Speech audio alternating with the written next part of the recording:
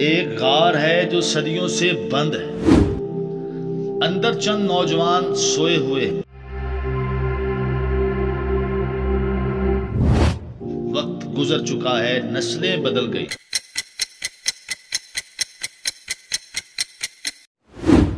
और जब वो जागे तो दुनिया एक और दौर में दाखिल हो चुकी थी।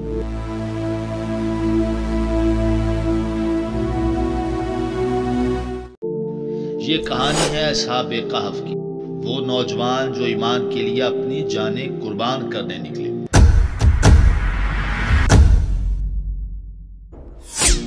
और अल्लाह ने उन्हें वक्त की कैद से आजाद कर दिया। ये ईमान की नींद थी।